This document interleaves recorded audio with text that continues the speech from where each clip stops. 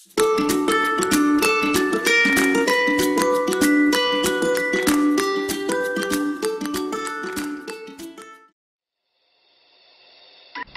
araw sa inyo! Nasa ikalawang markahan na tayo. Handa na ba kayo sa ating bagong aralin? Ang tatalakayin natin ngayon ay ang asignaturang Edukasyon sa Pagpapakatao, ika-9 na baitang. Unang module na may pamagat na Mga Karapatan at Tungkulin.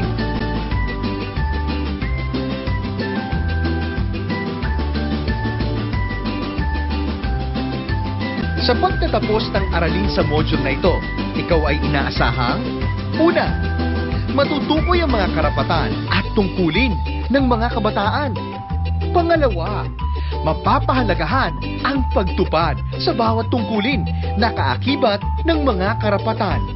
At panghuli, makakagawa ng konkretong pahayag tungkol sa mga karapatan at tungkulin. Simulan na natin ang baunang pagsubok. Manuto, basahin at unawain mabuti ang mga tanong sa bawat item. Piliin ang titik ng pinakaangkop na sagot at isulat sa sagutang papel. Bibigyan ko kayo ng 5 segundo para sagutan ang bawat bilang. Unang bilang. Ito ay isang obligasyong moral na gawin o hindi gawin ang isang gawain. A. Tungkulin. B. Karapatan. C. Pananagutan. O D. Serbisyo.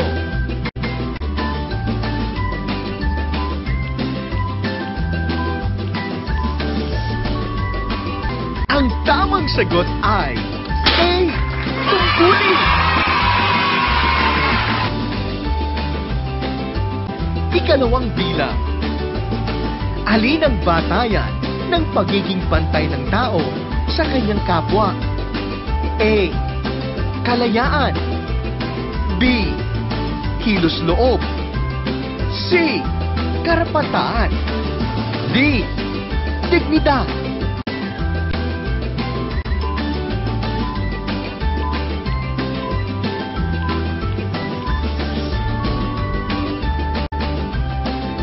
Ang tamang sagot ay D.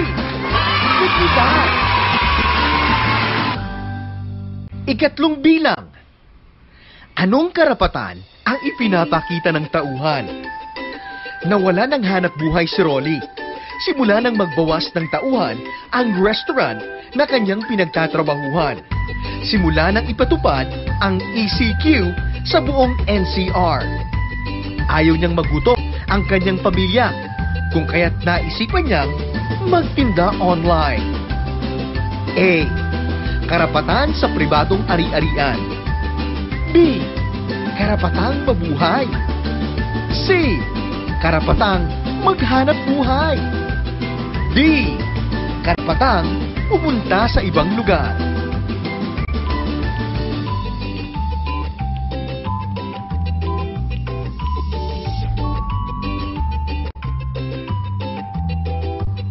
Ang tamang sagot ay C.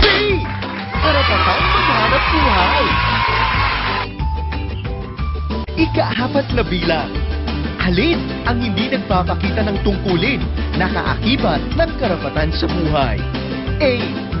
Kumakain si Melanie ng mga pagkain mayaman sa vitamin C at nag-eehersisyo araw-araw upang lumakas ang pangangatawan. B. Patuloy na lumalabas ng bahay si Rene na walang face mask sa kabila ng banta ng COVID-19. C. Nagsimula ng libreng online class si Teacher Carmen para patuloy na makapag-aral ang mga bata kahit nasa loob lamang ng tahanan. O D. Naghahanda ang pamilya Reyes na lisanin ng lungsod at bumalik sa kanilang probinsya sa tulong ng Balik Probinsya Program. Ang tamang sagot ay B. Patuloy na lumalabas ng bahay si Rene nang walang face mask sa kabila ng banta ng COVID-19. Ikalimang bilang na tayo. Ang tungkulin ay obligasyong moral ng tao na gawin o hindi gawin ang isang gawain.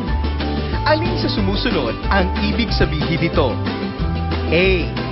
May malaking epekto sa sarili at mga ugnayan ang hindi pagtupad ng mga tungkulin. B. Nakabatay ang tungkulin sa likas batas moral. C. Nakasalalay ang tungkulin sa isip. O D. Ang moral ang nagpapanatili ng pamayanan.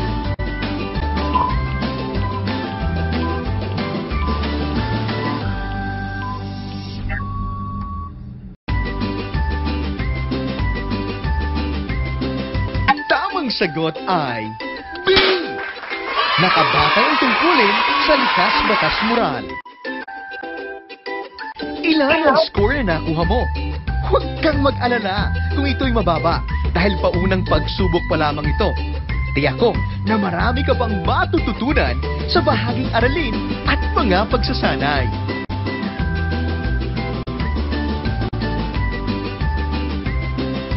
Ngayon naman ay magbalik-aral tayo.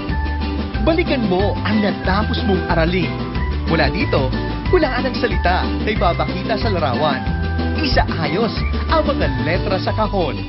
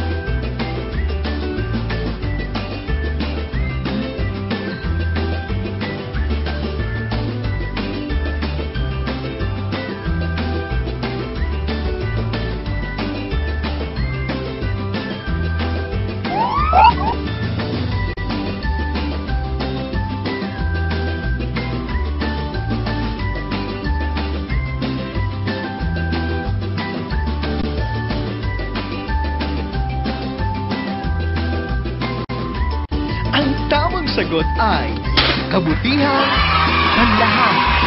Magaling! Nakuha mo ang tamang sagot.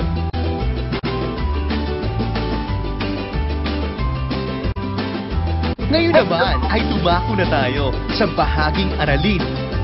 Ang karapatan ay kapangyarihan o kalayaan na pakinabangan at angkinin ang mga bagay na kailangan ng tao sa kanyang estado sa buhay. Alin sa mga sumusunod na karapatan ng kabataan ang sa palagay mo ay iyong tinatamasa? Lagyan ng check ang kahon na katapat nito.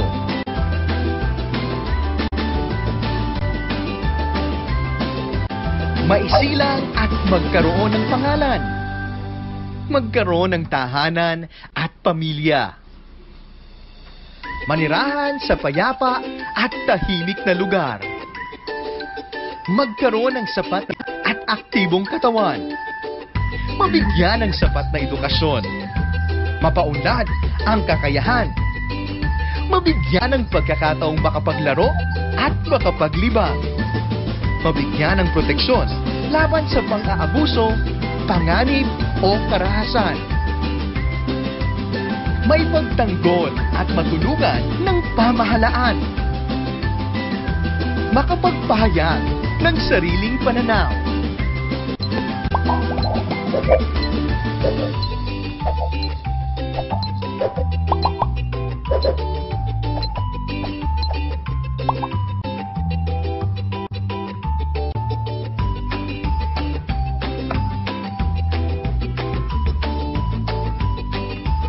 Marami bang kahon ang nalagyan mo ng check? Magaling! Nagpapatunay ito na iyong tinatabasa ang mga karapatan na nararapat para sa'yo. Pagsusuri.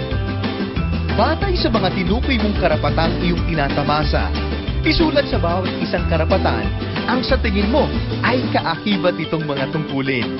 Ikalawa, natutupad mo ba ang mga tungkuling ito? Ipaliwanag.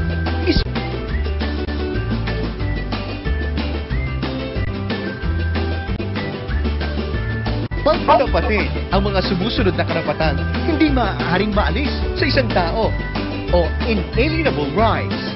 Sa kaakibat itong mga tungkulin, isulat ang titik sa katapat itong bilang.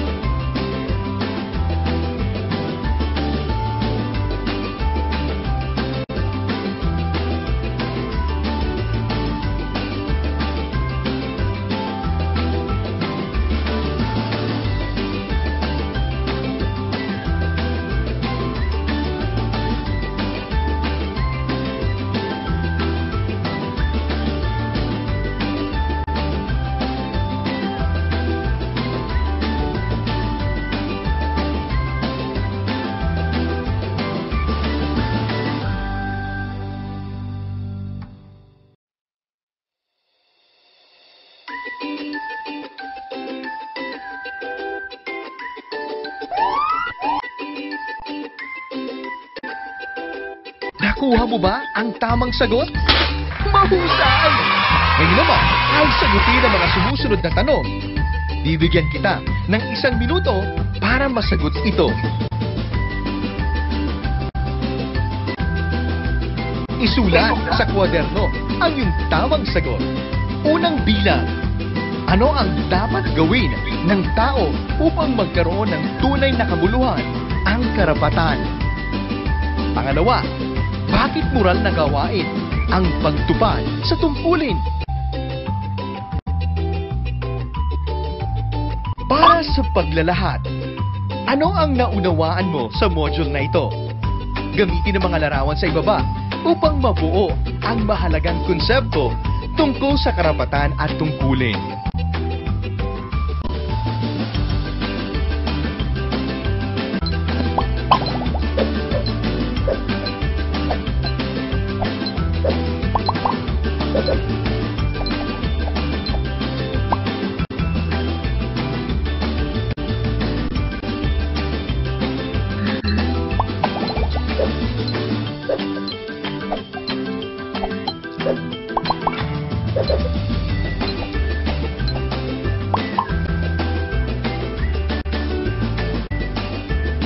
Lahat ng tao ay may pantay na karapatan.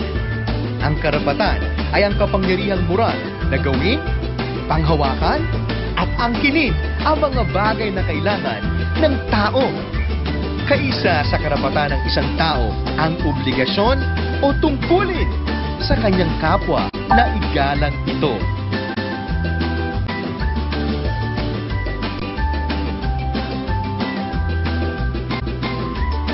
Sa iyong palagay, alin sa mga nabanggit na karapatan ang higit na mahalaga? Bakit mo nasabi na ito ay mahalaga? Paano mo gagampanan ang kaakibat na tungkulin sa karapatang iyong napili?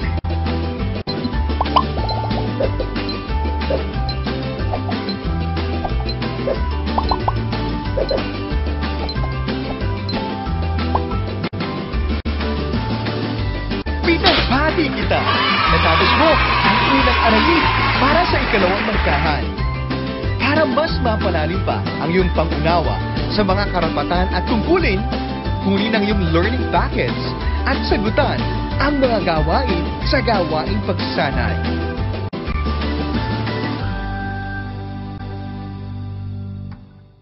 Magkita-kita tayong muli sa susunod na aralin. Hanggang sa muli, paalam!